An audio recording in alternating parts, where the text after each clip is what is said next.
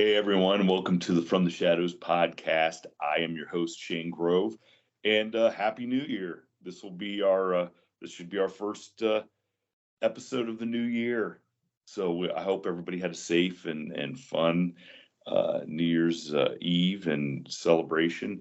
Unfortunately, as a Ohio State Buckeyes fan, New Year's Eve did not go as planned, but the new year started anyway, despite the Buckeyes coming out on the losing end.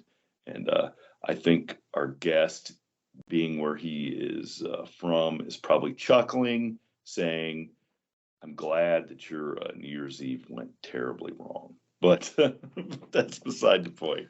So before I bring our guest on, I want to remind everybody that if you have a story or an experience you'd like to share with us, you can find us up on the From the Shadows podcast on Facebook. You can find our forum page, After the Shadows, on Facebook. You can find me at Shane Grove Author on Instagram, or our From the Shadows podcast Instagram page. And then if you just want to do it the old-fashioned way, you can go find us at FromTheShadowsPodcast.com, hit the contact button, and you can send me an email, and I will get a hold of you. So many of you loyal listeners will remember a guest we had on last fall, Terry from Rock Hill, Bigfoot. And if you remember, we kind of talked about some crazy stuff that was going on in the South. And Terry, lucky for me, got me connected with the gentleman who has documented a lot of this crazy stuff, Mr. Trey Hudson. Welcome to the From the Shadows podcast, Trey. Well, thank you for having me. I'm very, very happy and honored to be here. And I guess we should say that the book that you wrote, it's called The Meadow Project: Explorations into the South Skinwalker Ranch. And I was so intrigued after talking to Terry that I ordered a copy, and I'm probably about halfway through the book, and I don't want to go any further because I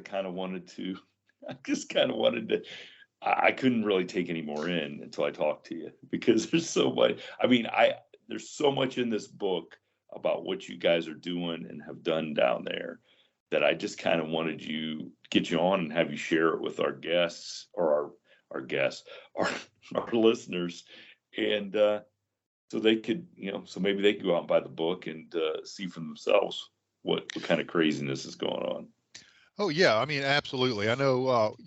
I went back and listened to your interview with Terry, and something Terry kept talking about, and it's really funny because the rest of my team will echo this.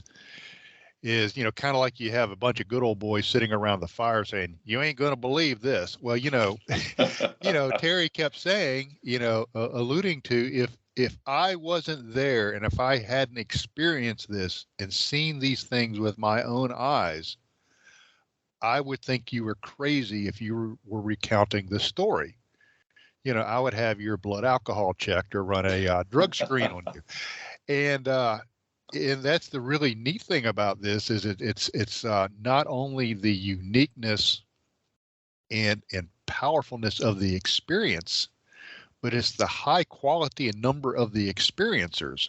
We have probably 10 people that have experienced, a myriad of, instances of high strangeness at this location and the surrounds. We research a few miles out from the actual area we call the Meadow.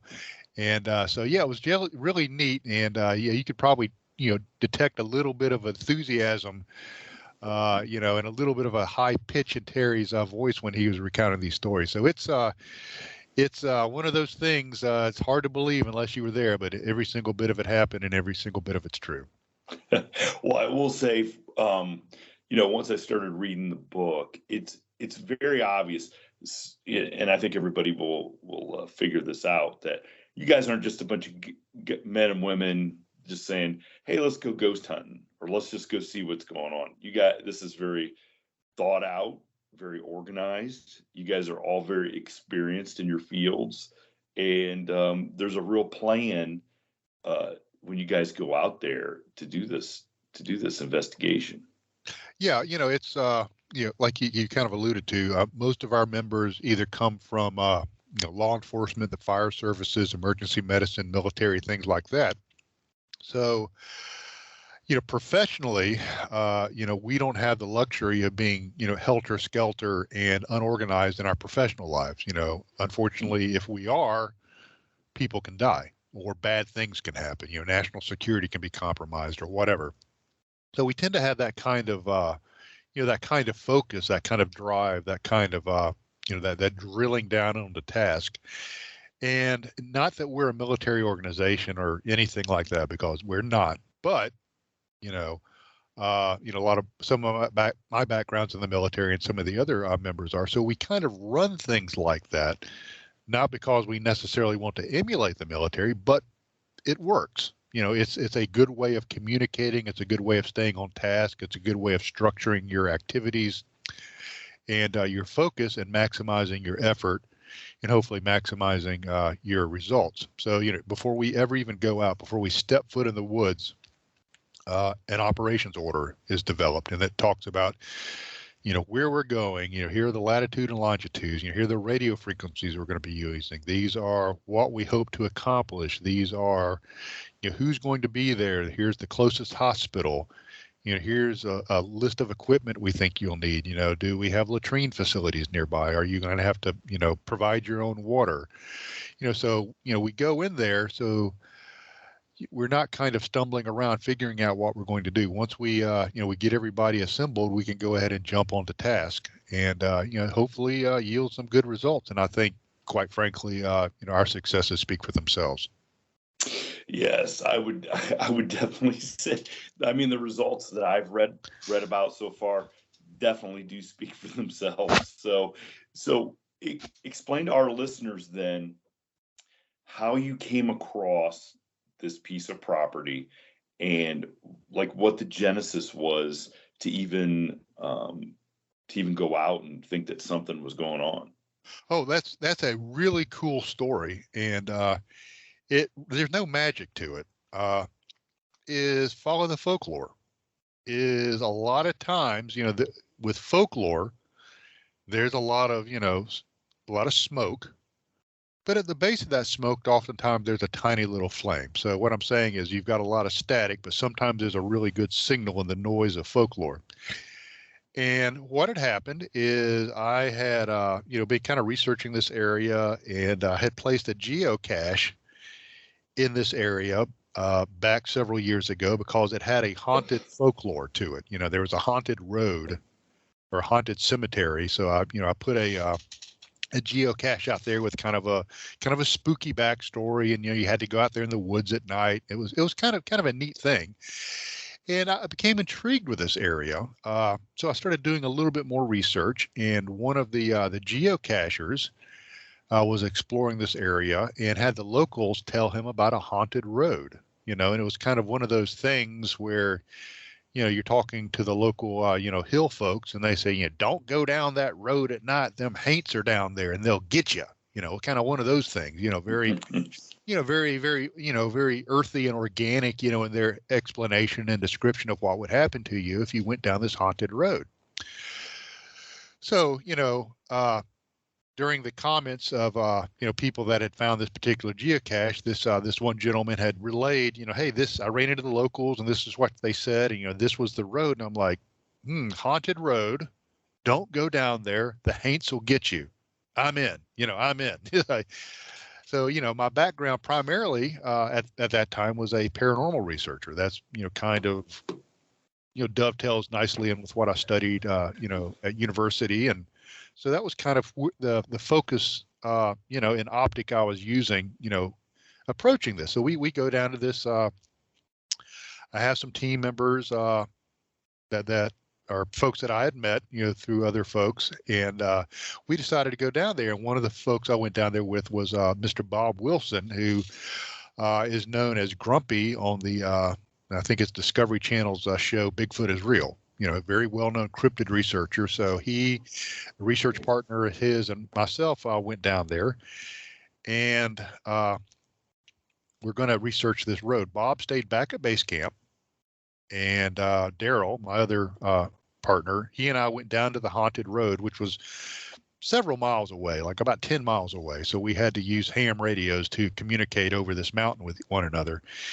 And it was a cold February night. It was drizzly, it was high altitude, not extremely high altitude, but here in America's Southland, what, constitutes high altitude in the Appalachians for us. And, Daryl and I went to this haunted road, and we didn't see doodly. That the only strange thing we had was we heard a quail whistle, in February at high altitude. Quail is a lowland bird, doesn't come out in the winter. And so that was a little unusual. So this area also had a very rich history of Sasquatch and Bigfoot sightings. Sasquatch sometimes, will mimic other animals. So it's like, well, was this, a Bigfoot? Do we really know? No, we don't. And so, we were cold and wet and, kind of ready to come back. So about 2,200, 2,300 hours, we decided to get back in the Jeep and come back. And so we get on the radio. I call back to Bob, who was at base camp by himself, and we said, hey, we're coming back. And he said, did y'all encounter anything or see anything? It's like, we heard what might be an anomalous, bird whistle, but, that was about it. And he goes, wait until I tell you what happened to me. It's like, wait, no. The cool stuff never happens at base camp. No, how dare you be having cool stuff back at base camp? Well, we find out much later that base camp is just sometimes as cool as anywhere else. But anyway, we were eager to get back. We pulled up into campsite, put away our gear, gathered around the campfire, and Bob told us this story. And he said that he, was sitting there at base camp, by himself, all sad and lonely, really, kind of pathetic. No, not really. But he, he is grumpy, right? He is grumpy. So, he was sitting at base camp and, drinking, hot coffee to try to stay warm. And, the issue of fluid dynamics comes into play, in physics. You put a bunch of fluid into an object that will only expand to a certain point, and that fluid has got to come out sometime. You can't put any more fluid in. So Bob had to take care of some coffee. He had to get rid of some coffee. So he stepped out behind the campsite to take care of some biological business. And as he's standing there taking care of that business, he sees a beam of light, come down, like a straight beam of light. And he's like, oh, wow, lightning. But there was no thunder. There was no sound of this beam of light. And we all have our normalcy bias. Okay, we have a box of what we think is normal. And whenever we encounter something that's very odd, we try to stick that event inside of our normality box, our normalcy bias. Like, oh, well, there's a beam of light, didn't have any thunder, but it must have been lightning because I'm used to lightning. Lightning is in my wheelhouse. I know what that is. So that's kind of, where he was coming from. So a few seconds later, he notices a large luminous orb appear. And he looks at it and he's like, well, that must be the moon. The clouds must be clearing off, and I can now see the full moon. And perhaps we're going to have a nice weekend that the rain will go ahead and move out. But then the moon started moving sideways. Now, I don't know about in Ohio, but down here, the moon doesn't move sideways. That's a bit of an anomaly. Not normally. No, not normally. It depends on, how many margaritas you've had, and maybe the moon will do all kinds of things. But, coffee usually doesn't make the moon move sideways. So the moon moves very slowly from the right to the left, and it stops, this large luminous orb. And then a very small black dot appears in the middle of this orb and gets larger and larger and larger. And imagine like opening up the iris of a camera lens, like you're adjusting the f-stop on a camera, and it gets larger and larger. So this black dot gets larger and larger and larger until all he was left with, as he was observing, was a circle of light, kind of like the ring of diamonds effect during an eclipse. And then it goes out. And then a bit later, he sees a cluster of lights, anomalous lights, up on top of a ridge adjacent to the campsite. So it's like, wow, this is pretty cool. This is neat stuff. Forget that haunted road business. This is where it's at. This is where it's happening. So we decided to start focusing our research on on that area. And so, the next day we decided to start looking at the surrounds of this area and just kind of see what was, near there and, what might be worth looking into further. And about quarter to half a mile from our base camp was a mountain meadow. And imagine a very picturesque, bucolic mountain meadow. Very, just very beautiful, very nice, somewhere. Kind of like The Sound of Music. Yeah, something like that. Yeah, with no Julie Andrews. I was gonna say. And so, and we looked at it. It's like, okay, this would be a really neat place to research. Focus some of our research efforts for several reasons. Number one is it's a big open area. So we've had accounts of Sasquatch, in this general area, and something moving across this meadow would leave tracks. It's a natural, what they call a track trap. You would see impressions or the grass compressed or something like that. So that's number one. Number two, being open, you have a clear view of the sky. So this area also has a history of UFO sightings. So if anything, is going on in the sky, especially in the wintertime when the vegetation is down, you might be able to see it because you have a pretty good view of the sky. Number three, to the north, there's a ridge line. You can stand on this ridge line and during the wintertime look through the the dead vegetation, the bare trees and all, and you can see down into the meadow, and you can use a FLIR and see what's moving around down in the meadow. And number four, it's open enough that you can put teams in the meadow itself with night vision and thermals and see anything that traverses the meadow. So that's four good reasons why this area is a ideal spot for a multifaceted research and exploration effort. So we decided to put our focus on this meadow, that it just, it was far enough away from base camp where, the things going on at base camp wouldn't contaminate it. It was remote. You probably weren't going to be disturbed by people just stumbling across it, and it had all the right attributes to be a good research site. So, kind of backing up a little bit, something that your listeners might be interested in is we followed the folklore.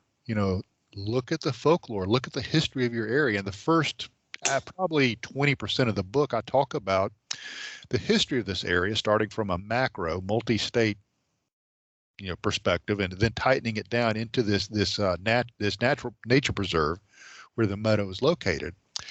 And when you start really going into the data and the folklore and the history, there's a lot of activity in this general area and a lot of activities in this specific area. So, if people are interested in doing this kind of stuff themselves, all they have to do is do the research, start plotting out where these instances of high strangeness, and who knows, they might even have one of these areas in their own backyard, in their own town, or in their own community, which, is really kind of cool, that more people can get out there and start looking into these areas and expanding the, the depth of data we have, and, maybe come up with an answer to what exactly is going on worldwide. Yeah, that's an interesting point you make, because, and we kind of talked about that before we went on, that a lot of stuff does not get ported anywhere officially. So it really takes some digging and investigative research to find clusters of stuff that may tie into already local legend or folklore and make it worth really digging into, But I would highly recommend, if anybody, because when we get into what you guys uncover, I'd highly recommend getting yourself a really good group. Don't go out and get Shaggy, Scooby, and the rest of the gang. Go get some real professional people and put together a good game plan, because there's some crazy stuff that could happen out there. Oh yeah. It's and you mentioned crazy stuff, and I would be remiss if I didn't mention this. is sometimes this stuff can be dangerous.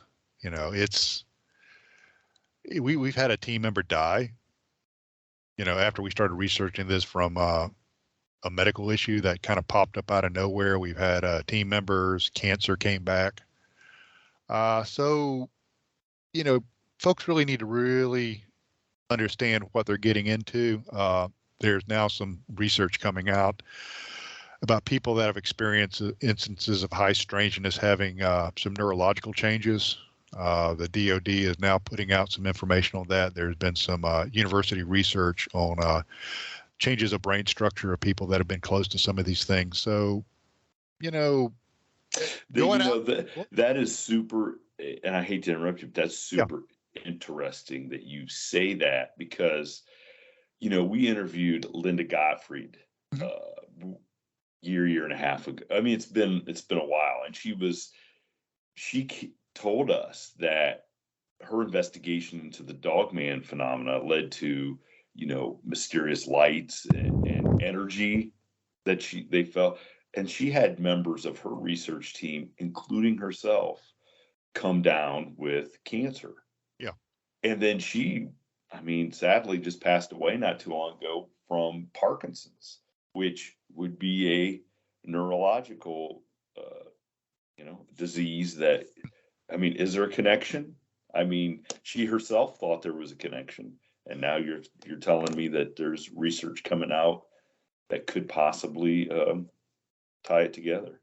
Yeah, I've actually been talking to a radiologist who's a friend of mine about some of the scholarly research that's been going on to this phenomena, and it's kind of coming from the UAP area and DoD pilots, Air Force, Navy, Marine Corps pilots that have been very close to some of these anomalous things in the sky, and some of the health issues that they've experienced, post experience.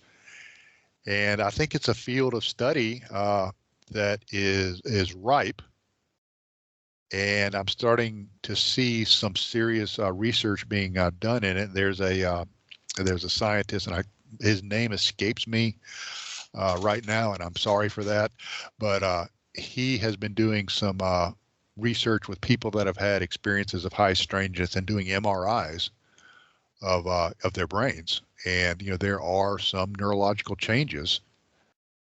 And so, you don't have to look any further than the famous Cash Lundrum, event where, there were some very serious physiological changes after one of these encounters. So, yeah, so where I'm going with that is, like you said, you probably don't want to go out with Shaggy, and Scoob and Velma, Fred, and, you can go out in the van. Yeah, well, the van's kind of cool. Yeah. If you want to score, make a score, back behind the shopping center with Scoob and Shaggy, probably. But if you're going to do some serious research, you have some medical folks on your team. And one thing we do is we have a dedicated medic. We do medical evaluations before and after, to make sure people aren't experiencing, anything that might be dangerous. We've had a medevac somebody. We had a medevac a team member in the middle of the night, out of the meadow one time because of some coronary cardiac issues that popped up out of nowhere, which we still don't really understand. So, without any good omelet, unfortunately, you have to break some eggs. So there is an element of danger and risk to it. So I would be remiss if I didn't at least mention that. Yeah. I totally. That's totally the way I'm looking at it. Because back to that.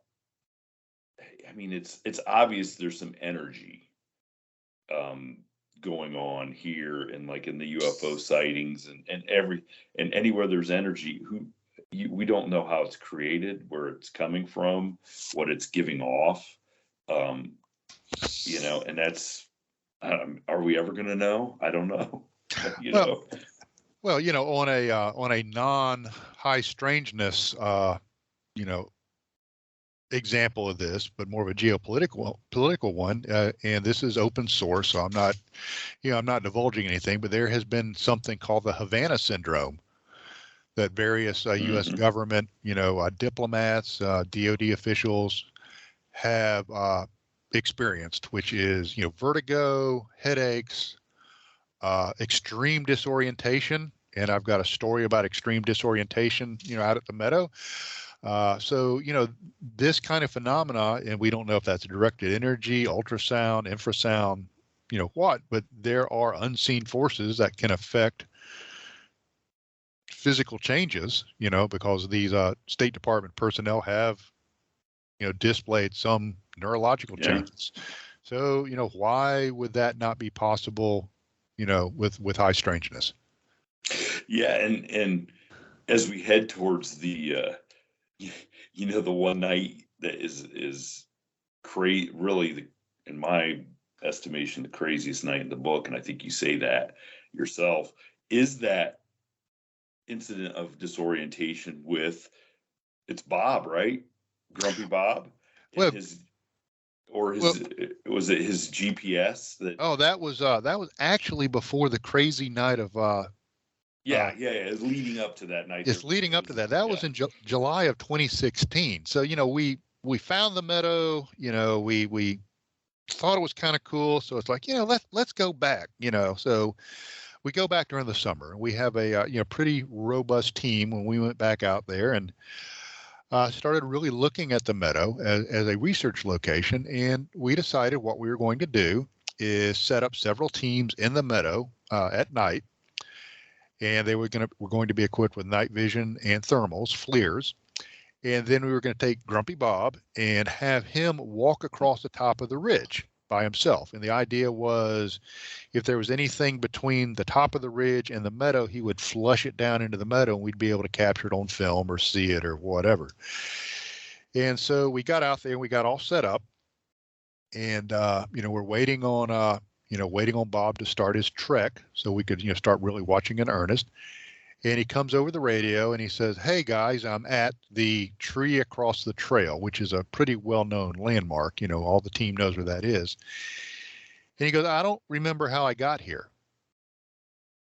Okay, so first thing that pops in everybody's mind, maybe he's having some sort of medical episode, like a stroke or, an epileptic episode or something serious. So our medics get on the radio and, they're doing a on-the-air medical assessment. You go, "Bob, can you feel your fingers? Can you feel your toes?" Yes. Do you experience any numbness? No. Do you have a headache? No. Repeat, "Mary had a little lamb." Mary had a little lamb. So everything checks out. And he's like, "Well, he's Grumpy Bob. I'm okay. I'm okay. Let's just continue with the mission. I'm okay."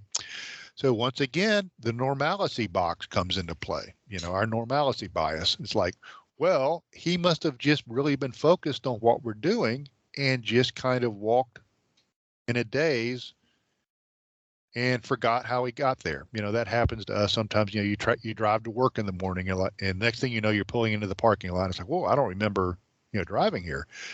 So, we try to place that in our normal box. Well, as it turns out, it wasn't that normal, because Bob worked his way across the ridge, dropped down into the west side of the Meadow, and some of my team members picked him up on FLIR, and they're watching him on FLIR move towards them, and they drop their FLIRs, and they see him, or where he's at, turn into well, let me back up. They drop their FLIRs, and they see a ball of light appear, like an orb, an energy sphere. And it moved several hundred meters across the Meadow in just a matter of seconds. Now we mapped that out and figured it out.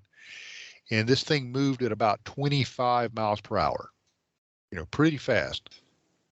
And so as soon as this ball of light stopped, they bring their FLIRs up, and where the ball of light was, there's Bob standing there.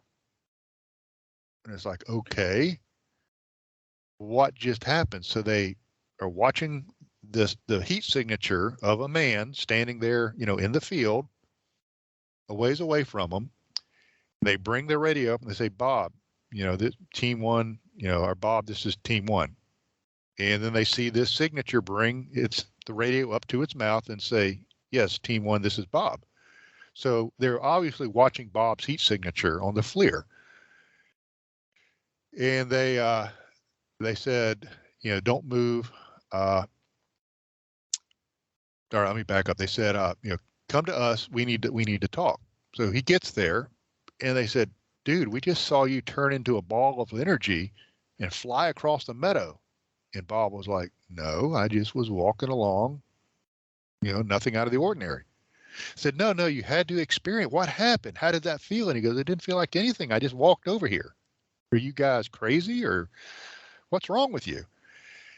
And so, you start getting into some quantum stuff there. Is like, you have the observer effect where the observing the phenomena actually changes it. So, who is having the experience, the observer or the observed? So who had the shift of reality? Whose ground truth was modified by this place? Was it Bob? Or was it Team One? Now, Team One consisted of two individuals, and I'll give you a little bit of their backgrounds. One individual was a man by the name of Tim, graduated from the Georgia Institute of Technology with a degree in physics and philosophy. Served prior to university. He served in special operations in the U.S. Army's 75th Ranger Regiment, and he was working in research and development for a major automotive manufacturer. Okay, so that's Tim. His partner was Daryl, who also has a degree from the Georgia Institute of Technology and 2 master's degrees, and has a long history and career in emergency medicine. How can you trust those guys? It's like, they're not like the the meth addict you picked up in the dumpster behind Walmart. These are 2 very scientific minded guys used to dealing with cold hard facts, and using those facts to make sound decisions. So, their background and their credibility is impeccable. And I talked about the quality of the experiencers. Well, that's where we're at, the high quality of individuals. And so it's really funny because, Daryl and I have sat around the campfire, and we were actually researching another site just a few months ago, and we were talking about this. We were sitting around sipping, adult beverages, some Jack Daniels around the campfire, still arguing about whose experience changed. Was it theirs or was it Bob's? And it's funny because we still argue about that to this day. So that was and there's no way to really figure that out, is there, at this point? No, there's not. And then when you start getting into the experiential nature of this thing, and it just starts getting really weird. And so, we go back to camp, Bob's okay. He wasn't, swooped off to another dimension or anything that we know of. And before we came back to camp, one of our base camp operator and a radio net control officer said that he was noticing strange lights up on top of the ridge. He actually thought that our green headlamps were visible from base camp, and we were returning to camp by coming over a very difficult route over the top of this ridge. And it's like, no, we're still in the meadow. You're seeing some other kind of lights. So strange lights, are a theme that reappear at this site on and on. So he experienced that at 0200. One of my team members was out relieving himself, and he saw a white humanoid figure watching base camp from behind a tree, which is really kind of cool because white figures or humanoid-sized figures come into play later on. And this area has a really rich folklore of a white Bigfoot type creature seen in this area. So, once again, the folklore is actually bearing out, as we research. So when you think things can't get any stranger, they do. That's like one of my team members. He says, when at this location, when you think you've seen everything, just wait, you're going to see some more. So Bob comes up the next morning and he says, guys, I want you to look at my GPS. Now, a little bit of background about Bob. He has a very, very rich history and experience in backcountry search and rescue. He worked search and rescue in California for a number of years with various agencies. And he has a very good backcountry habit of whenever he's out in the wilderness, he runs the track on his GPS. So it's continuously dropping breadcrumbs wherever he moves. And it creates a track line. So you can go back and review exactly, what your route was for the previous day or evening. So he showed us his track line from the previous evening. Now, remember, he was observed turning into a ball of energy and he was missing time. His track line showed several straight tracks for distances that it would be impossible to travel over this terrain. It's too rugged. You can't travel by foot or by vehicle in a straight line over this terrain. It also showed him on the north side of a very large creek, almost like a small river that runs adjacent to the meadow. He never crossed that creek or river, but yet his GPS track line shows it. So when you start thinking about it, you have a straight line over extremely rugged terrain. You have his track line showing him in areas that he would have to cross over a large body of water, yet he never did and was never wet. So how would that be possible? There's only one way that can be done, and that's if you're in the air, if you're somehow above the terrain. And can you tell at what point that happened? Was it when he thought he was disoriented, or was it when he turned into a ball of light? Well, here's the bad news, and this is a theme that runs throughout people that really research areas of high strangeness. Is we told Bob, wow, that's absolutely fascinating. We really need to research this and and do some really in-depth analysis of this data. So when we get back home, and this area has absolutely no cell coverage, so there's no way to transfer data, is, wait until you get home, download the data and send it to us, and we'll bring it up on some GIS software. And, we'll analyze, the date, time track, kind of like you alluded to, and do some analysis on it and try to create a chronology of events. Well, when he got home, all of that was erased off of his GPS. Oh boy.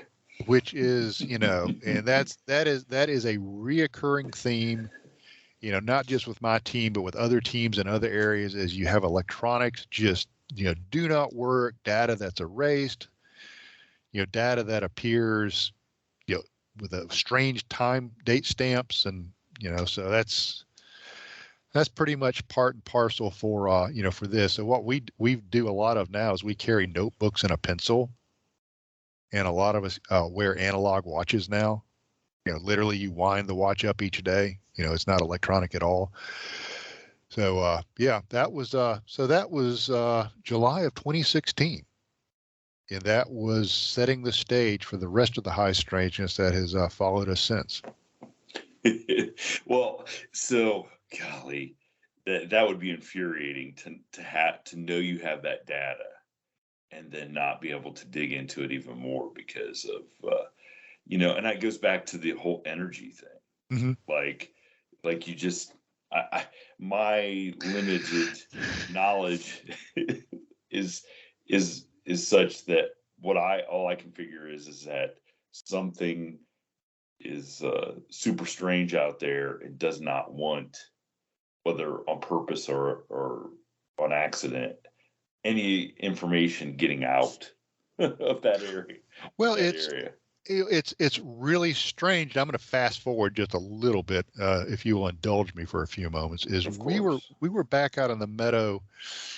This was in October, okay, just a few months ago, and we had a film crew that was filming a documentary on areas of high strangeness. So this was a professional documentarian production, our producer with his cinematographer and all of that. And we went out to the meadow. So they have, very high end sound equipment, video equipment and all of that. And so we're in the meadow and, we're walking around, we're exploring it. And the videographer says, "Whoa, I just lost 80% of my battery power. I'm only at 20% now. And I just charged this." He said it was 199 to 100% just a few moments ago. So he steps back about 10 meters, and then his battery power goes back up to about 90%. He steps back into this location, and it drops down to 20%. Steps back out of it, it goes back up to 80%. And there was a concentration of some sort of electromagnetic anomaly, and I'm talking an area maybe 10 meters by 10 meters, a very tight concentration that would affect his battery. And as soon as he would step out of that area, everything was fine. He'd step into it, battery would drain. Step back out of it, battery was fine. So, who knows, what's causing the malfunctioning of these electronics, and is causing these battery drains. Is it transient? Is it tied to the location? Is it tied to the phenomena? Is it tied to the individual? That's one of the many mysteries that's, before us, and we're trying to figure out. Well, now I want to ask you, so, I mean, that's something typical you see on a paranormal investigation in a house where spirits or ghosts or whatever we want to call them draw from energy to manifest. Yes. Is that something that could be tied together, out where you guys are at? Oh, absolutely. Absolutely. And I have kind of evolved as a paranormal researcher. I'm kind of if it's, a weirdologist, a high strangeologist, is I don't look at things strictly through the lenses of a paranormal researcher. I just kind of take the data for what it is. And the more I research this, and the more people I talk to, and the more accounts I read of, other areas of extreme high strangeness, is I think we're all looking at the same phenomena.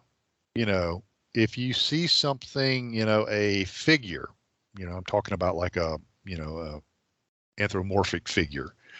Paranormal researchers can say, well, that's a ghost. That's dead Uncle Fred.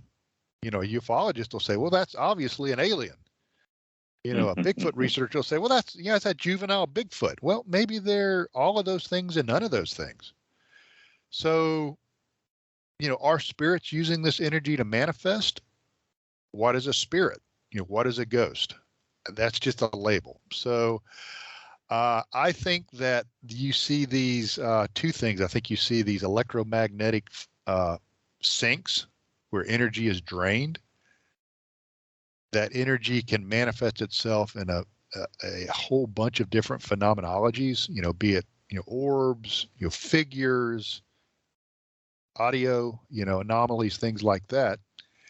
And then another thing that some folks have encountered, and I have a good friend, James Keenan, who's done a lot of research on this. He is focusing on geomagnetic anomalies, where you have fluctuations in the magnetic field. And we've seen a little bit of that at our site, not a whole lot, but that does seem to be some sort of correlation too. And then you can get into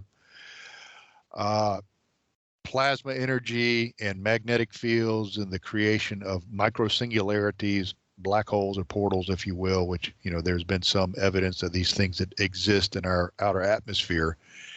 And it starts to paint a very intriguing picture. Well, speaking of painting an intriguing picture, let's touch on some of the stuff that happened on February 11th, 2017, because I think this will really blow some people's minds. Oh yeah, this is the thing that bless his heart, it's just rattled a bunch of people really, really strongly. Terry, it took him a few days to process this because we brought he and his research partners out looking for Bigfoot. That's what we told them. There's, Sasquatch sightings in this area. That's kind of what we want you to kind of focus on.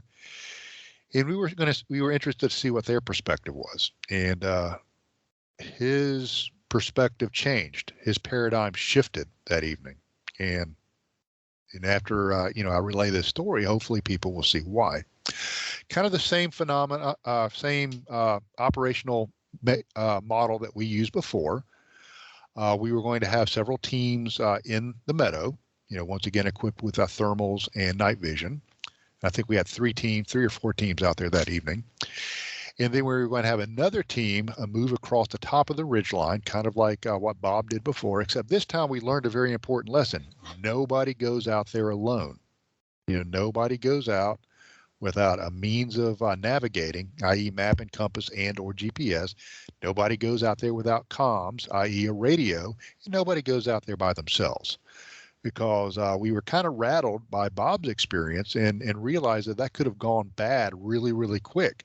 We could have had another chapter in one of David Paulides' books, about somebody going missing. So we had a little bit different protocol now. Nobody goes out alone. So the team running across the top of the ridge was 3 members, and I was on the ridge team that evening. And so we run across the top of the ridge, and not having a whole lot going on, and we stopped and we're looking down in the western edge of the meadow with our thermals, and we saw several deer, which were very obviously these were deer on our thermals. And let me inject something here. One thing that we do is we have an operational commander and a tactical commander. The operational commander is over the expedition for the whole weekend. The tactical commander or field commander, he or she is responsible for what actually goes on in the field. So I had both operational and tactical control of that operation that evening and that weekend. And part of that is nobody moves off station without permission. So you always know where everybody is. You set your teams, and before anybody moves, they request permission from either the tactical commander or net control to move, and that's logged. So we always know where our teams are. That way we're not picking up each other on thermal, things like that. It's just a good, sensical way to run an operation. So there's a reason that I'm prefacing this with that.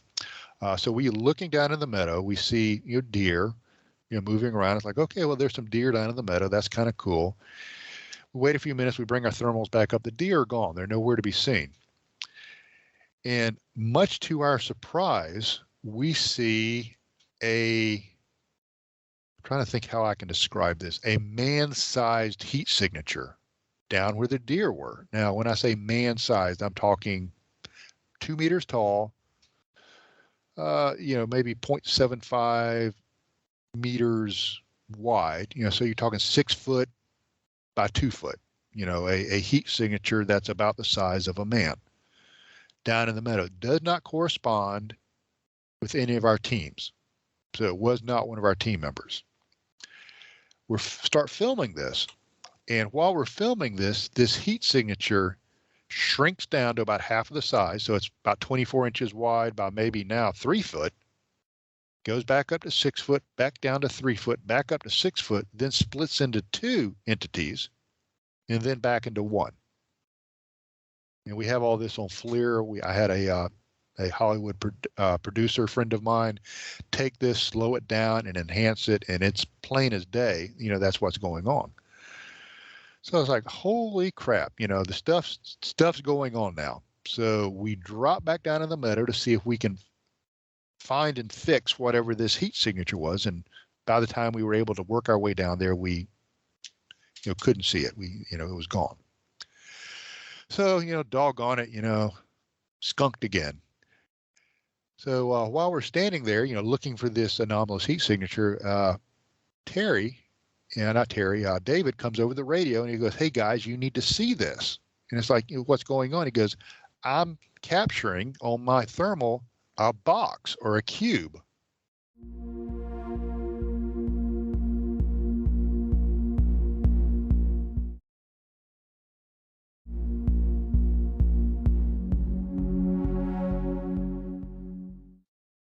And it's like, "What do you mean a box or a cube?" He goes, "I'm looking at a box,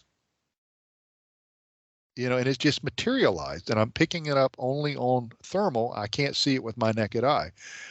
So it's like, okay, don't move. We're on our way. So we, move over there. And by the time we got there, he says, "Hey, it's moved. It's shifted its position." It's like, okay, well, tell us where it's at. And he says, "Okay, it's over at this location." And it's like, okay, we're going to go towards it. Vector us towards this cube. okay, go to your left, 20 meters, keep going, et cetera, wave your hand. Okay, we see you on thermal. And we get to it and we send 2 team members up to it. And by this time, the closer we got to it, it dissolved. The very start heat signature is now becoming less and less distinct. So it's like, okay, well, we're going to go to the area where it was and see if, what's there, see if we detect any changes in the environment, any anomalies, anything like that. So we take 2 team members and we send them into this area where this thing was. Well, they disappeared off a FLIR. And we have this on video. And it was so distinct that David, who was, Terry had mentioned that was his research partner, said, did they just disappear? Now, this is in February, in the mountains. There is no vegetation. All the vegetation is dead. The ambient air temperature is very cool. So our heat signatures, the heat signature of a human being is very distinct on thermal. And they completely disappeared off of thermal. And then they came back out and reappeared. So, we're recording this. We have this on video. It's like, this is the most amazing, footage that we're aware of. I don't know of any other footage out there like this. And so we're gathered together, and it's like, okay, what do we want to do, guys? Let me back up. While they were filming our team going in and out of, this area and disappearing from FLIR, to the right in a copse of trees, maybe about 40 meters away, they detect, guess what?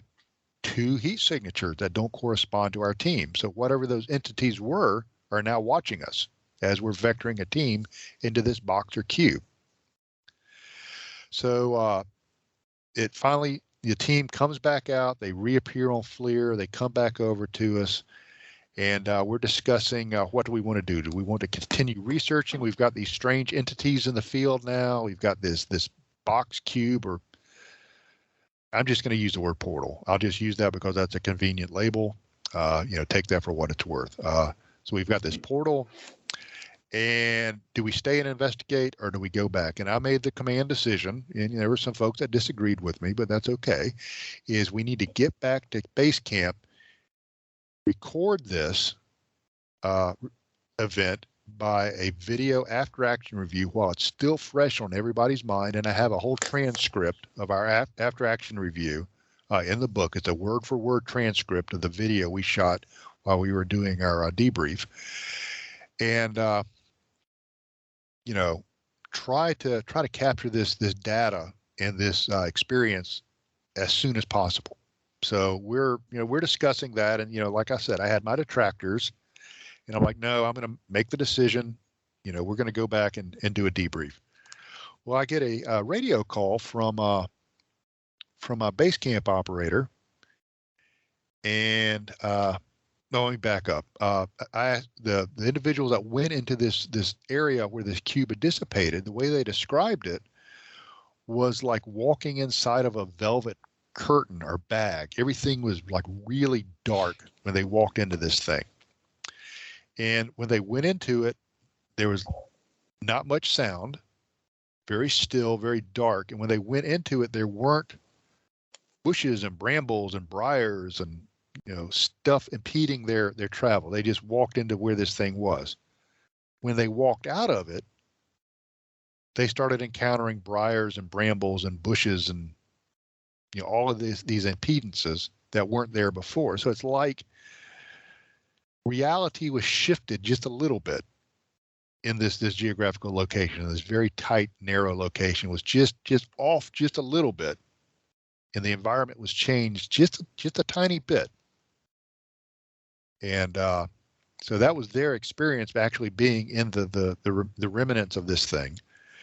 So let me fast forward. So we were discussing going back to camp, and my base camp operator says, Trey, there's somebody here that needs to talk to you. And I'm like, well, Glenn, I'll talk to you when I get back. We're getting ready to head out right now. And he goes, no, it's somebody else. Okay, that makes no sense. So we make it back to camp, and much to my chagrin, and let me paint this picture for you. This is about 2200 hours, 10 p.m. at night in February in the wintertime in the middle of nowhere, so remote that there's not even cellular coverage. I walk into camp and there's a businesswoman waiting for me, wearing loafers, slacks, blouse, and a blazer, like she just came from a meeting. And so that is certainly not what I expected to encounter at base camp. That's extremely out of the ordinary. And quite frankly, it took me back a little bit. I had a hard time processing, who is this individual? Why are they here? And quite frankly, I've got much more important things to do than entertain some, wayward businesswoman. So, not wanting to be totally rude, I go up to her and I start engaging with her.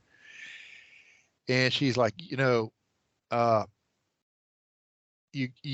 have to come with me down this deserted county road to look for for me to show you monkey bears.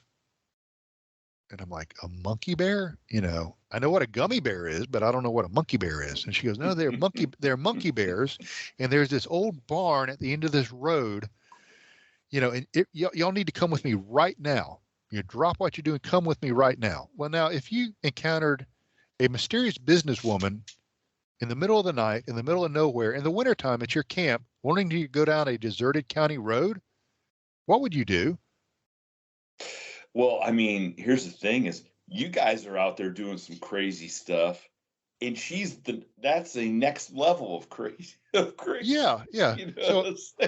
So I'm like, no, we're not chasing monkey bears with you, and once again, I try not to be a rude person. So, I don't want to completely tell her to, buzz off, but, I'm throwing social cues out there, hey, have a good night, drive safely. We have some stuff to do, things that most people would pick up the social cueing that, this is the end of this encounter. I need to just leave. She doesn't pick up on that. She seems off. Something's just not right about this woman. And so she continues to try to engage in conversation and discourse with myself and my team members. And she says, "Oh, Mr. Hudson, where did you go to university?" I'm like, well, okay, that's kind of an out of left field question, but I attended university at the University of West Georgia. And she goes, "Oh, I did too." Okay, whatever. And she goes, "Well, what's your degree in?" I said, "Well, I have a BA in psychology." And she goes, "Oh, I do too." And I'm like, okay, she's just parroting what I tell her. So I'm going to trick her, right? I'm going to be Mr. Clever Pants and, I'm going to catch her. So I'm like, "Oh, really?" I said, "That's interesting. Who were some of your favorite professors there?" And she started naming people I actually knew. So let's take a recap of this. We have a businesswoman in the forest, in the wintertime rather, in the middle of nowhere, that went to the same university I went to, has the same degree I do, and knows the same people I do. I don't know about most folks, but my weird meter is starting to peg right now. It's like, this is wrong. Something is bad wrong with this situation. And, I've been all over the world. I've done a lot of crazy things in my life. And I usually don't get weirded out, but this was really starting to freak me out a little bit because it was so wrong. It was just so uncanny that all of my alarm bells were going off. So to make things even worse, this woman's not picking up on our social cueing. My team members are starting to become a bit unnerved by this. And she stops communicating with us, and she moves about 20 meters away from the core of our base camp, still within the light of our lanterns and stuff, and she squats down and urinates in front of us. Now, social niceties dictate that you don't urinate in front of somebody unless you really, really know them well. What are they teaching at that college, you guys? Yeah, I don't know. I mean, I don't like guys hanging out in the middle of nowhere. I must the bathroom. I must have missed the course on public urination 101. That was not on my syllabus. So it was just so wrong this whole evening. So this woman departs finally, and so we did our AAR, and I was asking some of my team members that evening, and this is also in the after action review, about this woman. And several of my team members have a career of emergency medicine. They're used to dealing with people that have various degrees of neurodivergencies, brain injuries, toxic reactions to alcohol, drugs, and all of the above. And one of my team members, career paramedic, said, I have never encountered a person that was as off as she was. Something was way wrong with this woman. So, I got back home after that weekend and I started thinking about it. It's like, okay, what group of people do we have in the literature that approach individuals that have encounters with high strangeness, be it, strange lights, UAPs, things like that come into their lives that are not properly dressed for the occasion. They're dressed oddly.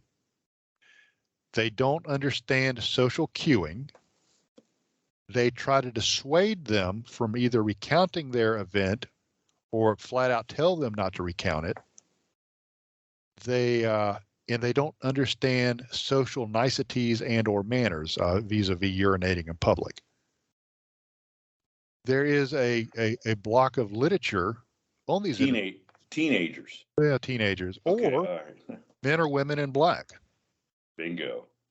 So I'm like, holy cow, we just encountered a woman in black. That's what this was. So and that opens up a whole can of worms, and a whole bunch of front loading on what a person in black, a man or woman in black is, and what they are not.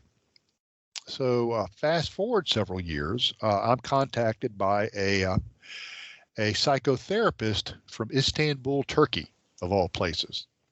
And he had heard me on an interview, and he had also attended the University of West Georgia. And he initially contacted me to discuss something called the Carrollton Vortex, which was an area of supposed high strangeness near the university, and asked me if I knew anything about it. Now, it wasn't a big deal, when I graduated back there in the 80s.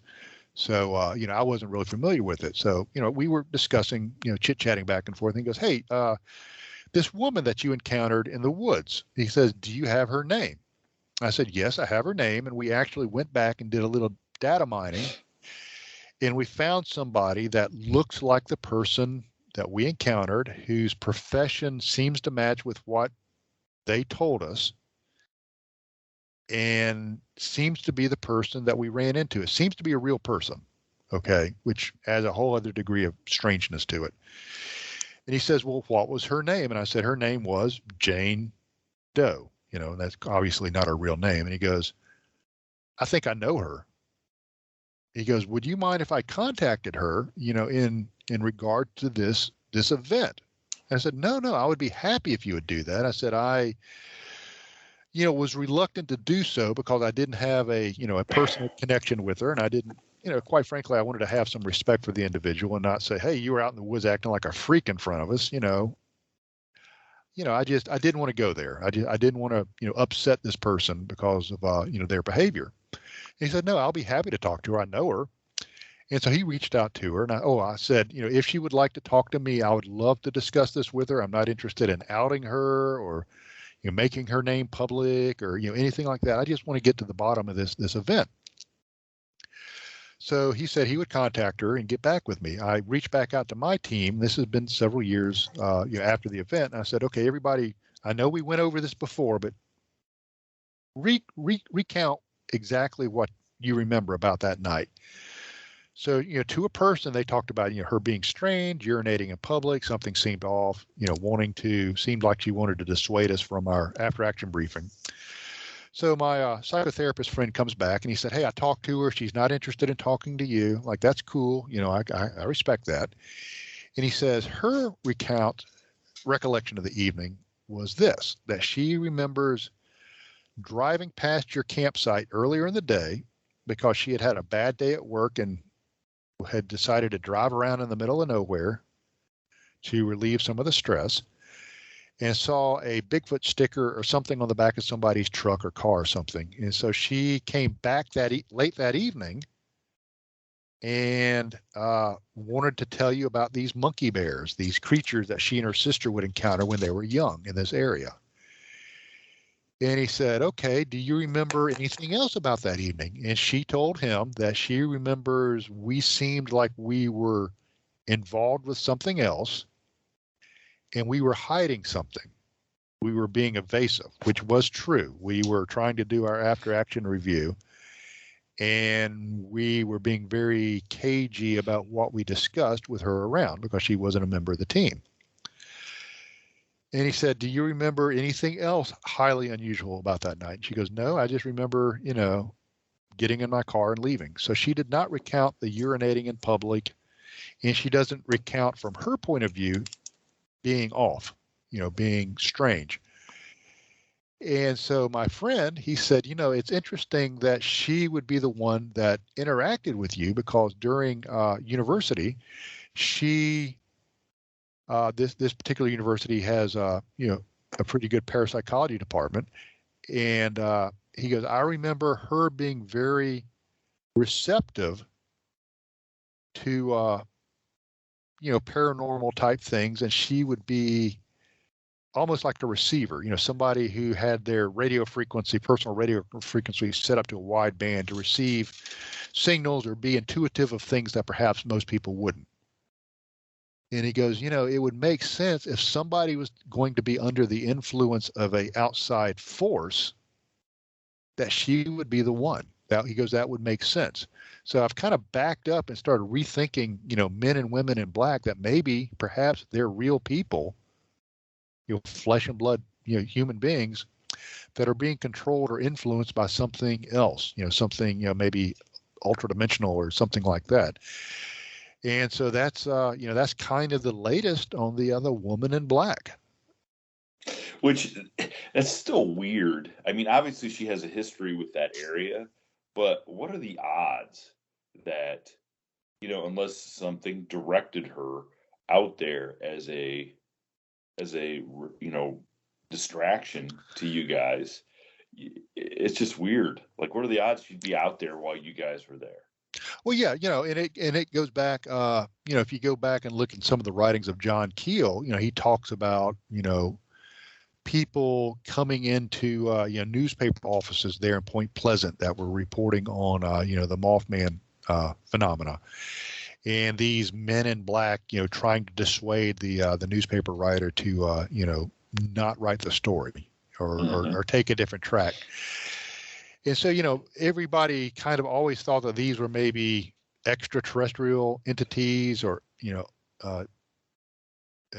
extra dimensional entities, but maybe, what if they're just real people that are being influenced or feel, compelled by some force, kind of like Roy Neary in Close Encounters of the Third Kind. He's compelled to go to Devil's Tower. He doesn't know why, but he's directed there. He's compelled to go there, and he can't articulate why he has that compulsion. Maybe that's what's going on. So that's, that opens up a whole other, field of study, a whole other rabbit trail to go down that, maybe I'll get a chance, sometime in the future to look into that. But it's certainly something worth considering. Now I want to go back to, so you guys saw more than once, which you refer to as a box, and then you kind of said, okay, let's just call it a portal. Right. So first of all, so this is showing up on your FLIR. Correct. Which a normal box wouldn't just show up wouldn't give off a heat signature. If it was just some plain structure with no kind of electricity or anything running through it. Yeah. So obviously this is a object that is alive in some sense of the word. And I mean, what do you guys really make of this? That's a good question.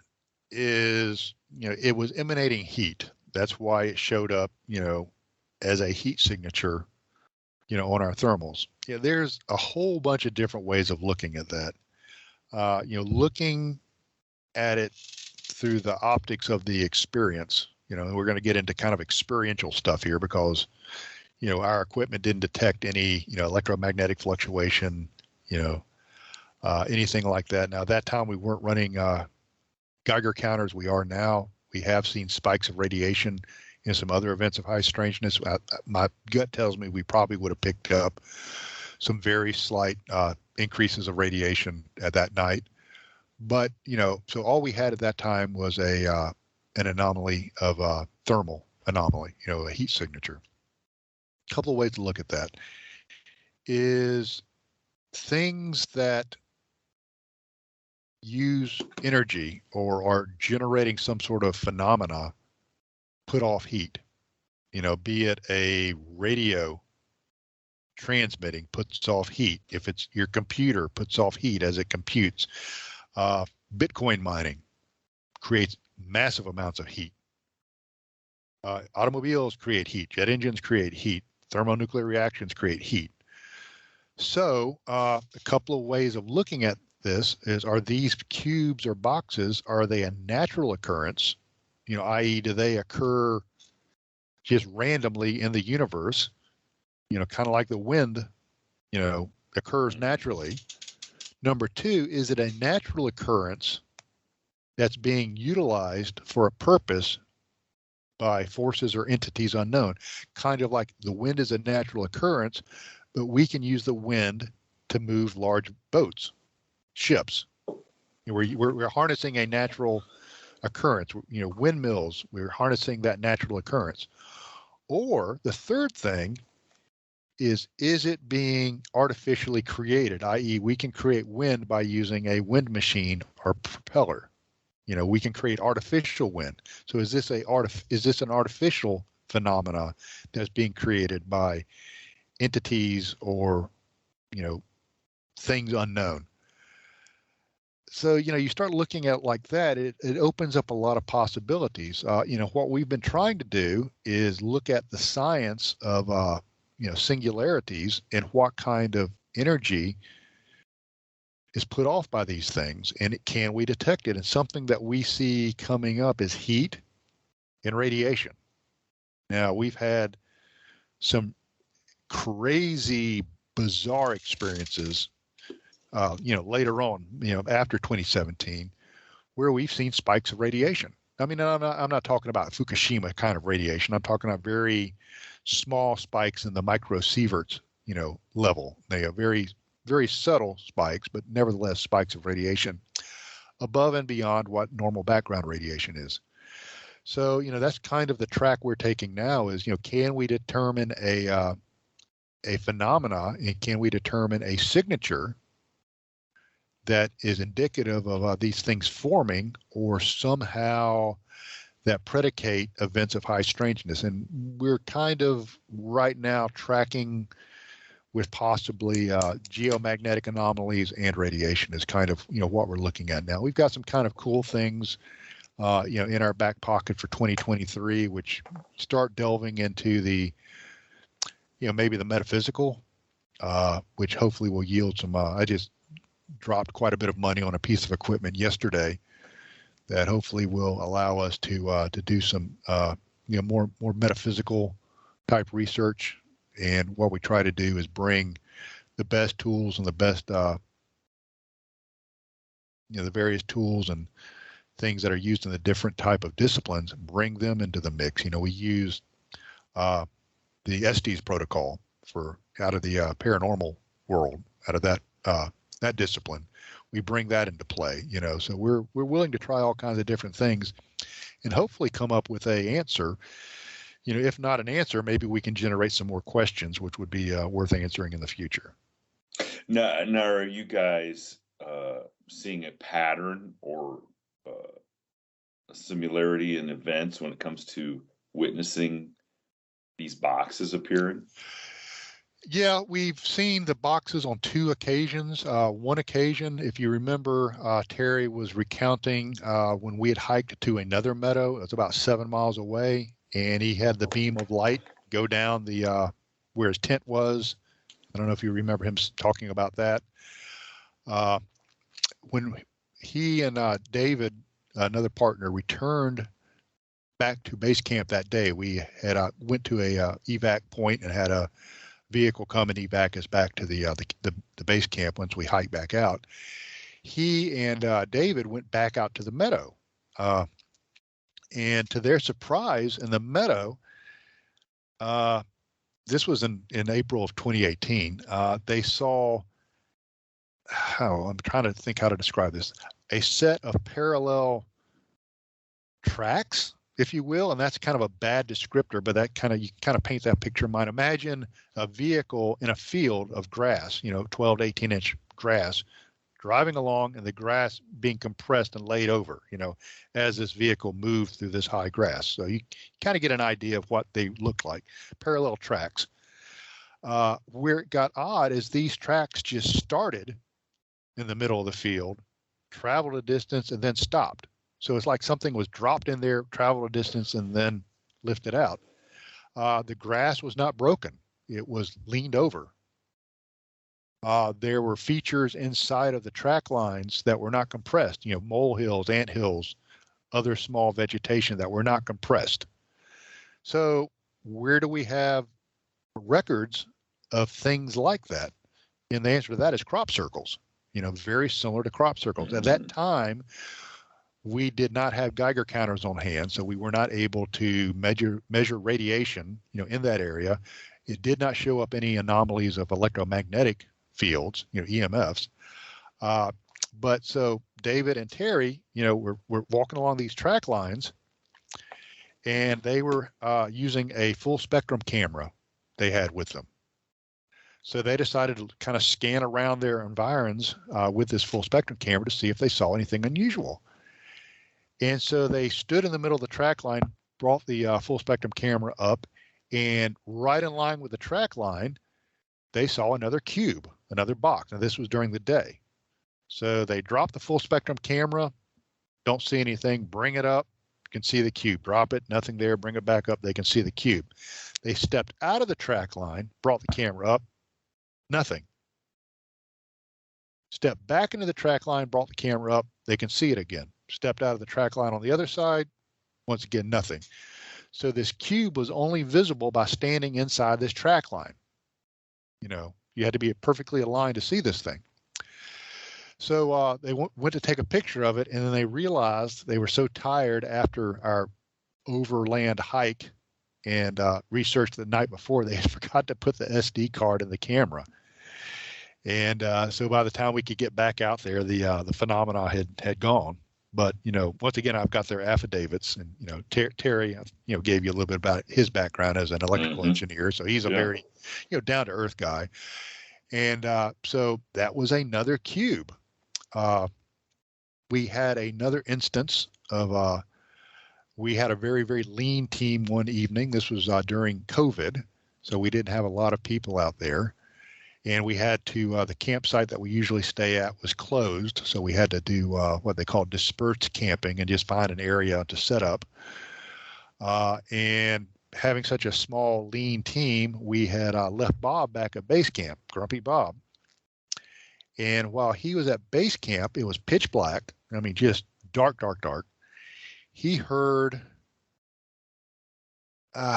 what he describes as like gravel crunching. Now, this wildlife preserve is crisscrossed with chert roads, dirt roads. And a vehicle traveling over this type of road makes a very distinctive sound. It's very, very distinctive, if you've heard it, very easy to identify. And he heard something moving along a road that was about 50 yards from where we had set up camp. And so he quickly extinguished all lights in the campsite. And he heard this thing move past our campsite, and you could see the road very plainly from our campsite. So, we had good visibility. Never saw anything. He just heard it move.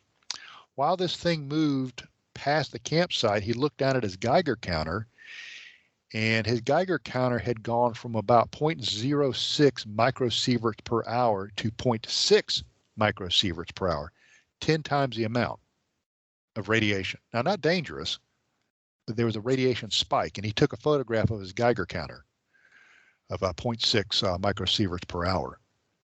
And the only way that somebody could be driving down that road at night with no lights is if they had the most advanced military night vision equipment and possibly have IR floodlights on the front of their vehicle. But you can't just drive down there in pitch black, with no lights. You have to have some sort of, enhancement, be it with night vision or whatever. So what are the odds of, somebody having military night vision equipment, deciding to drive around in the middle of the night on this road, which just happenstance coincides with a spike of radiation? Did they graduate from the same place you did? No, okay. we never saw what this, and I'm not even going to call it a vehicle. I'm going to call it a craft. Everything that entails, a craft, some sort of mode of conveyance. So that was really strange. And we were doing that night. We did have a team out of the Meadow, and we were doing Dr. Stephen Greer's CE5 protocol. And I don't know if you're familiar with that.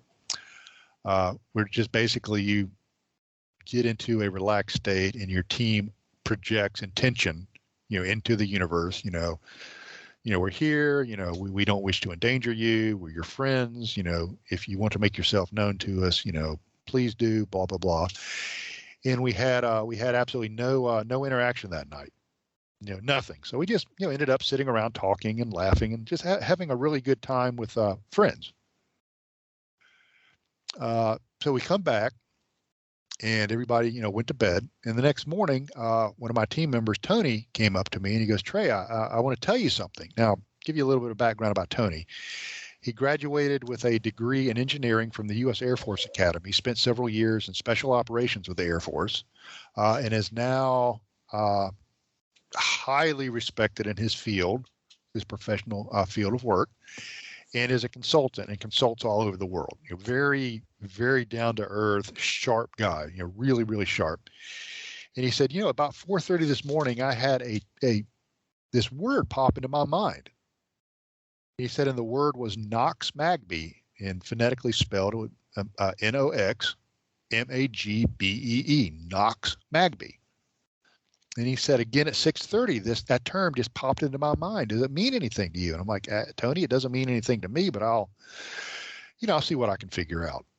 So, went there and went back home, started doing a little research, and I found out that the word Nox, N-O-X, is a Roman word for the Roman version of the night goddess, which was taken and appropriated from the Greeks, whose night goddess was Nyx. So Nox is the proper name of the Roman goddess of the night. Magbee turned out to be a little bit more difficult. So I started looking at different languages. And I said, okay, so where did we see Romans? Where were the Romans where, maybe that word is contemporaneous with Nox? And what I found is Magbee is very similar to an Old English word that is found in the poem Beowulf. And the word is Magba, which means children or kindred. Now, Old English was spoken at the end of the Roman occupation of Britain. So it is conceivable that the two words are contemporaneous, and that people that spoke Old English at the first part of the Middle Ages after the Roman occupation would be familiar with the Roman god and goddesses, because the Romans occupied Britain for quite a while. So you put those two words together, and you have children of the night goddess, okay? So where have we seen or heard of small beings the size of children that have big heads like children coming to visit you at night? In any description of a gray. Exactly. So that was the download that one of my team members received after we performed Stephen Greer's CE5 protocol. So we were contacted. That's amazing. That really is, because that's so far, it's not like a double cheeseburger, entered his brain. Yeah. And it came to a thought, something that you had to really do some research to tie some stuff together, you Right. know. Jeez. Well, what I really wanted to ask also is, like, so where do you think the Bigfoot phenomena then fits into what you guys are experiencing out there? Oh, Because that. I heard, and I can't remember if it was on Sasquatch Chronicles in the last couple of weeks, that one of the theories thrown out there is that Bigfoot is like the distraction from what's really going on. And I don't know if that thought has ever crossed you guys' mind while you're out there, like does the possibility of a Bigfoot being out there take your attention away from maybe something else that's really going on? Yeah, that's a great question. Is the more you start delving into these areas of extreme high strangeness, there's usually some sort of cryptid or Bigfoot factor. Mentioned the Clearview, Colorado ranch. There are actually accounts of Bigfoot carrying a cube, out there. So, wow, here we go again with the cubes and Really? boxes. Really? Yeah. Holy smokes. And so Skinwalker Ranch, once again, boxes and cubes and reports of Bigfoot. If you go back, and I'm looking at a book right now in my library, I've got it in my hands, called The Gods of Aquarius, by Brad Steiger. And in that book was written back in the 70s, he talks about a correlation between UFOs and Bigfoot. So, the question has always been, what is the relationship? Are Sasquatches a bioengineered creature that these entities, be they extraterrestrial, ultradimensional, or whatever, use to do their bidding? There are numerous cases of people running across Sasquatch footprints that just travel a distance, and then stop. Like he was dropped in there, he walked a distance, and then was levitated out. There is some speculation that Bigfoot is a multidimensional being, can wink in and out of existence. People have talked about seeing Sasquatches just disappear or fade away. So, does correlation make causation? Not necessarily, but it's enough to whet our appetite to just, to look and explore that further. I think there's some sort of connection. There could be a connection that these areas of high strangeness allow things to manifest in a way. And you're seeing all these weird events happen in these locations just because it's a area maybe where the veil is thinner. Or it could be that, the occupants of UAPs or these entities that we saw, on our FLIR can actually be interacting or controlling, Sasquatches or Bigfoot. But, the more I talk to people that are cryptid researchers, and as they, develop a bit of trust, they're like, we're seeing this really weird stuff, out in these areas where Bigfoot is. We're seeing these orbs, we're seeing UFOs. We're seeing these strange flashes of light, which don't really make a lot of sense if you're out there looking for, a gigantopithecus. It makes no sense. So what I've started to do is tell people, I think we're all looking at different facets of the same diamond, be it cryptid research, ufology, paranormal, or what have you, is they're all facets of the same diamond, and they're all interrelated. Yeah, and there's some people that really, really take offense if you try to say Bigfoot's anything but a flesh and blood creature. Mm-hmm. But you didn't say Bigfoot's not a flesh and blood creature. It's not like you said they are our imagination. They're coming in spaceships from from outer space or anything like that. You know what I'm saying? Yeah, It's yeah. like, we're not disputing that they're not real, because even these, if aliens are coming, whether they're coming across the galaxy or through a portal, which may be from somewhere in the galaxy, or it may be from somewhere, else, just a dimension, next to ours. they're still going to be flesh and blood creatures too. I mean, more than likely. I mean, right? I mean, they're going to be biological entities. They're not going to be, you know. Well, let me throw this out there, and this I think kind of puts it in perspective, and it's exactly what you're saying. Is there's a phenomena called remote viewing. Okay, it was developed by the military and later used by the CIA as a way of gathering intelligence by having people project themselves into areas and gathering data and then being able to recount that data. It was studied and developed by the Stanford Research Institute, SRI. It's a real phenomena. It's not a joke. It's not something made up. It actually does exist. And every human being has this capability. I had a chance to attend a training course, remote viewing training course.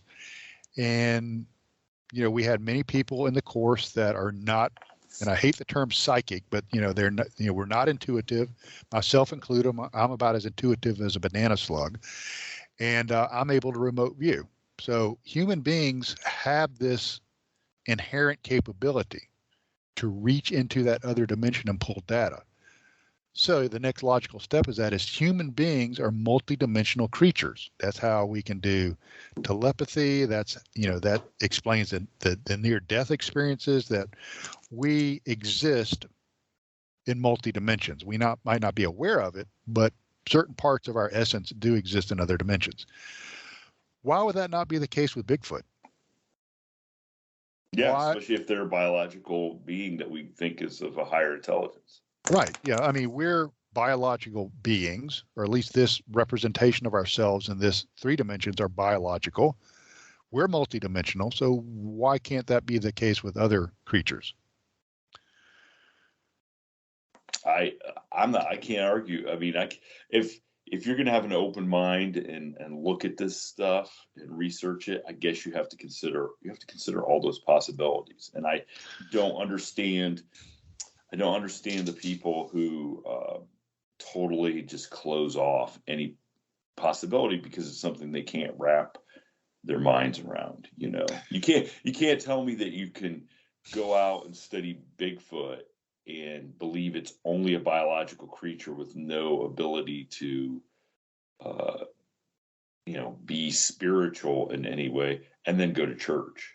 Well, yeah, and I mean, not to slam religion or anything. I'm just saying that if you believe that, then it would cover, it would cover many different bases, that right. belief. And what I tell people is where does the data lead you? Take your preconceived notions, just throw that away. Take away the labels. Where does the data lead you? If you're seeing, I'm going to use a label, I just said don't use labels, but I'm going to use a label, paranormal things when you're out, squatching, then you have to take that into account, that there's either, a causation by Bigfoot is causing this thing, or there's some sort of relation. Bigfoot somehow coexist, or these things are indicators that Bigfoot is getting ready to, make a visit or whatever, or he's causing that or whatever. But you can't just throw the data out. You have to, like you said, you have to keep an open mind. And if you don't, you're doing yourself, most importantly, but you're also, giving the entire community a great disservice. True. And now another thought is, to me, is like, isn't it weird that so imagine where these portals or these other areas of high strangeness are occurring that aren't out in the middle of like the Utah desert or in a meadow in southern United States. Like it can't, there has to be places in the middle of New York or Chicago or somewhere that's super populated. Sure. That this stuff is happening. And sure. I wonder how many people are just totally unaware of it. Well, there are, and we call them haunted. The haunted library in the middle of the city, the haunted boarding house, the haunted park or whatever, sometimes in urban areas. The thing with, these types of places in urban areas, it's a signal to noise ratio. Is there so much clutter, existential clutter in urban areas that you don't have a chance to maybe observe these things or even detect these things or experience these things. And sometimes you have to get away from that clutter, be it physical clutter, emotional clutter, or psychological clutter, to really start experiencing, some of these phenomenologies. But yeah, no, they're in urban areas. And like I, said earlier, in the broadcast, is I think if people do their research, they might find one of these areas down the street from them, in the local park, in their community, which I think that's super cool. That there's probably many, many more of these places, and they're just out there waiting to be discovered. I think that's all. I think it's an awesome way to look at it. I mean, for sure. So, well, I mean, we've talked forever. I think we could talk for a long time. And in fact, just to tease everybody, for our Patreon viewers, you and I are gonna, after we wrap this episode up here, we're going to talk about another cool place down in Georgia, right? Corpsewood Manor. Corpsewood Manor. So for everybody, after you get done listening to this, if you want to go over to the Patreon page, I'm gonna have Trey tell me his experience down there, because I think that's a cool story. But for all of our regular listeners, tell everybody where they can, because we only got halfway. I mean, we basically got halfway through the book. Oh yeah, So tell everybody where they can find the book, they can order the book, and they can find some of your other stuff that's online. Yeah, very good. The book, we have it in hardback, softback, ebook, and audiobook. So it's in all the formats. It's on Amazon. It's exclusively carried on Amazon. And the best way to find it is to, in the Amazon search bar, just type in my name, Trey Hudson. And it's called the Meadow Project, Exploration into the South's Skinwalker Ranch. And like you said, we have just barely touched on, some of the high strangeness. It's pretty cool. A lot of people like the audiobook that they can listen to driving back and forth to work. I think it's $4 or $5. I think that's a heck of a deal. So that's a good way to whet your appetite. If people want to find me, out there in the world, is usually go look in a greasy cardboard box behind the liquor store, and that's where I sleep. No. I'm kidding. Obviously, that's not where I sleep. That's just where you party. That's just where I hang out with my buds, my peeps. But you can go to Facebook and Trey Hudson -author. I try to interact with folks on Facebook. I've got some kind of cool things that we're starting to look at for year 2023, which hopefully will yield some amazing results. So stop on by. I'd love to hear from you. Well, you heard it, everybody. He is inviting you to stop by. So, yeah, come visit my cardboard box. Go visit the cardboard box, and definitely either get the audio book or I have the hardcover book, because I just like I like that fact that I can put it up on the shelf and it looks nice and cool. And actually, when I say I read that book, I'm not lying. Which some of my books, I'm just lying about. I didn't read them, but I encourage everybody to go check it out, because we just scratched the surface on it. It's really a great book and a great read, and hopefully there'll be some other cool stuff that comes out of that area for you guys. Absolutely. So, well, thanks, and we'll cut this episode off, and we'll say goodbye to everybody, and come join us on the Patreon page. Thank you for tuning in to this week's episode of the From the Shadows podcast. Until next time, never shy away from the darkness or what may be lurking in the shadows. We are out. God only knows what time.